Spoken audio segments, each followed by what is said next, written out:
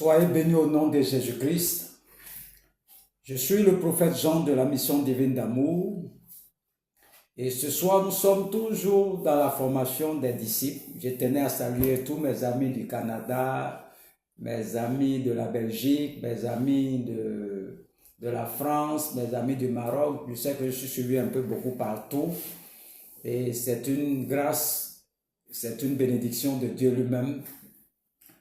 Nous sommes dans cette troisième partie de l'enseignement de ce jour. Nous sommes en train de parler de la croix et de la résurrection du Seigneur Jésus-Christ. Nous sommes en train d'étudier pourquoi les apôtres, à leur temps, il y avait 3000 personnes converties, 5000 personnes qui s'ajoutaient toujours à l'église.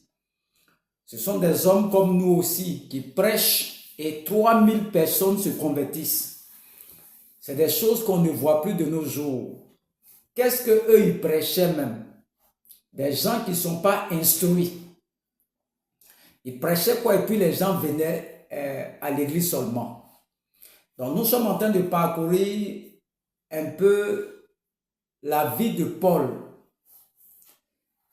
Qu'est-ce que Paul même prêchait et puis il a écrit beaucoup de livres. Il y a beaucoup de guérisons. Il prêchait quoi même? Et lorsque nous avons commencé 1 Corinthiens 15, versets 1 à 4, Paul dit l'évangile qu'eux ils ont reçu, ils s'attendent à ce que nous on la reçoive aussi, que nous on la garde, que nous on persévère pour que nous soyons sauvés, qu'on retienne l'évangile. Et il dit, je vous ai enseigné, verset 3, comme je l'avais reçu aussi, que Christ est mort pour nos péchés, selon les Écritures, qu'il a été enseveli, qu'il est ressuscité le troisième jour, selon les Écritures. Alléluia. Donc, Paul nous donne, lui, son secret. Il dit, eux, ils prêchent seulement la croix, l'ensevelissement, la résurrection de notre Seigneur Jésus-Christ. 3000 personnes vont se convertir. Nous, on fait les veillées de prière, des décapits, tout ça. Même pour avoir un fidèle, même c'est pas là. Alléluia. Nous continuons encore le verset 12 au verset 14.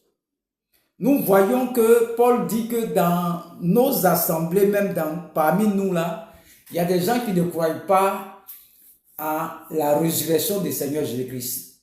Tu vas te poser, mais nous on va à l'église, à qui ne croit pas?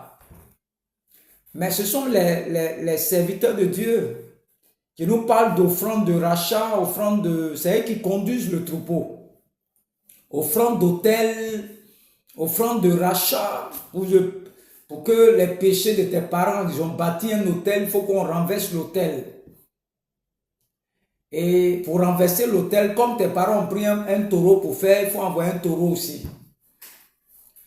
Et tu vas le tourner quand prend l'argent, peut-être crédit, tu vas venir faire l'offrande d'autel. Pour ceux qui vont prendre crédit, venir faire l'offrande d'autel, ils n'ont rien compris. Et quand tu vas faire l'offrande, ta situation va se décanter pendant un moment. Et c'est ce qu'on appelle Jésus à la croix. Donc là, il est mort, il n'est pas ressuscité. Donc il n'a pas pris ton péché. Parce qu'un mort ne peut pas sauver un autre mort. Nous, on était morts à cause de nos offenses. Donc, il faut quelqu'un pour nous sauver. Et Jésus-Christ arrive, il va mourir à la croix, il ne descend plus. Satan dit, bon, lui qui est venu pour vous sauver là, il est mort, il n'est plus revenu. Donc maintenant là, tous les péchés là, vous allez payer. Je vous condamne. Toi, tu es sorti d'un te faut au moins un taureau. Et Paul dit que si nous croyons, si nous sommes dans ces choses-là, si Jésus-Christ n'est pas ressuscité là, notre foi est vaine. Et notre prédication est donc vaine. Et tous ceux qui sont dans ces messages, des offrandes de rachat, tout ce que vous connaissez, je n'ai pas bien de t'enseigner. Ils vous prêchent Jésus à la croix. Parce que ça rapporte de l'argent. Mais c'est Jésus qui est à la croix là. Paul dit qu'il est ressuscité. Donc si je reste avec toi à la croix, notre foi sera vaine. Voilà pourquoi à la croix, les mêmes péchés vont revenir chaque fois. 3 mois après, 6 mois après, tu vas voir des esprits et tu vas voir que ça arrivait chaque fois. Donc, pour les attraper, c'est l'offrande qu'ils vont demander pour qu'on te rachète. Jésus-Christ t'a pas racheté. Donc, il faut qu'on te demande une offrande. Parce qu'il est mort à la croix, il n'est pas ressuscité. Donc, le prophète, le pasteur dit, non, il faut envoyer une offrande. Ça peut être 2000 francs, 5000 francs. Il faut envoyer. Et tu viens déposer un prix pour toi, ça va chez toi. C'est Satan même qui t'a lié. Donc, pour te délier pendant un temps là, ça c'est facile. Non, quand j'ai fait mon offrande d'autel, je suis libéré totalement. Il faut voir les mêmes personnes après. Tu vois les visages changer comme ça, ils ne peuvent plus rendre témoignage. D'autres disent, mais quand on rend témoignage, ça on nous attaque même. Plus on rend témoignage, c'est ça on nous attaque. Mais on t'attaque parce que tu es encore à la croix, tu n'es pas à la résurrection. Donc, le prédicateur, il dit parmi nous, là, il y a d'autres qui disent que Jésus-Christ n'est pas ressuscité. Ce sont ces personnes-là. Fais offrande d'abord, envoie au moins 3 bouteilles d'huile. Fais ton offrande et tu verras. Ça, c'est Jésus-Christ à la croix. Ça ne libère pas les gens. Moi, j'ai fait toutes ces choses, ça ne libère pas. Le verset 15 dit, il se trouve même que nous sommes de faux témoins à l'égard de Dieu, puisque nous avons témoigné contre Dieu qu'il a ressuscité Christ, tandis qu'il n'aurait pas ressuscité si les morts ne ressuscitent point. Donc, ces personnes sont en train de dire que Jésus n'est pas ressuscité. Ces personnes-là. Parce que si je te demande offrande de rachat, là, ça veut dire que je ne crois pas que Jésus-Christ est ressuscité. Sinon, pourquoi moi-même qui suis prophète et je te demande offrande de rachat ou bien offrande d'autel, pour faire quoi? Ça veut dire que je t'ai limité à la croix. Jésus est mort, il n'y a personne pour nous sauver. Donc il te faut un ange. Parce que l'autel, c'est les anges. Un ange qui va venir descendre pour t'aider. D'autres même disent que les anges même sont plus efficaces, même tout ça. Vous voyez? Parce que les gens ne veulent pas lire la Bible. Donc Paul insiste ici, si Jésus n'est pas mort là, c'est que notre foi là est vaine.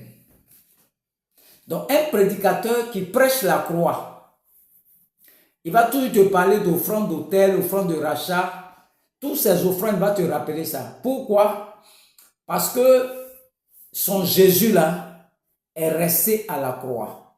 Donc Paul dit dans le verset 12, « Or si l'on prêche que Christ est ressuscité des morts, comment quelqu'un parmi vous dit-il qu'il n'y a point de résurrection des morts? » Donc ces personnes disent qu'il n'y a point de résurrection des morts. Ils vont prêcher un Christ qui est mort à la croix et ça s'arrête là. À la croix, là, il est mort. Comment il va te sauver? Donc les péchés de tes parents là, ça va revenir. Parce que dans ce qu'on t'a annoncé là, comme tu ne veux pas lire la Bible, tu veux te promener de veillée en veillée, de pasteur en pasteur, ton Christ là, il est mort, il n'est pas descendu. C'est ce que ça veut te dire. Toi aussi tu dis, bon, moi-même Dieu m'a dit dans son songe qu'il devait faire une offrande de 50 000 francs. Qui m'avait dit ça déjà? Parce que tu ne connais pas la parole. Ça, c'est ce qu'on appelle les manipulations sataniques. Satan est capable de te donner un songe ou bien mettre dans ton cœur de faire une offrande de 100 000, 50 000. C'est Satan qui fait ça. Mais quand tu regardes l'offrande que tu apportes là, est-ce que ça résout le problème? C'est pour un temps, peut-être 3 mois, 4 mois après, les mêmes démons vont revenir après. C'est Satan même qui est... On dit Satan est un ange de lumière. Il donne songe aussi. Il te ment dans les songes aussi. C'est un menteur. Mais comme tu ne connais pas aussi, connais pas où. Donc tu vas croire à ces prédicateurs. Nous allons prendre maintenant le verset. J'ai déjà prêché acte 1, acte 2 déjà. Vous pouvez voir les enseignements. Le verset 18, on dit, et par conséquent, aussi ceux qui sont morts en Christ sont perdus. C'est-à-dire tous nos parents qui étaient chrétiens avant là. Si Christ n'est pas ressuscité là, Eux, ils sont morts en vain. C'est-à-dire, ils sont morts là, ils ne vont pas ressusciter. La croix ne donne pas la vie à quelqu'un.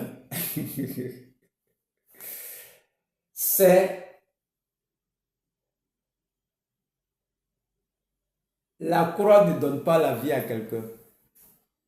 Voilà pourquoi tu es malheureux. C'est ça. Le verset 20 dit quoi? Mais maintenant, Christ est ressuscité des morts. Il est les prémices de ceux qui sont morts. Il est ressuscité des morts pour être le premier échantillon des ressuscités. Et toi, tu fais partie des ressuscités. Maintenant, comment tu vas vivre ta vie? Avec tout ce que je t'ai expliqué là, comment tu vas vivre ta vie? Il faut savoir vivre ta vie chrétienne de façon équilibrée. Tout ce que la croix donne, tu dois l'expérimenter. Et tout ce que la résurrection donne, tu dois l'expérimenter.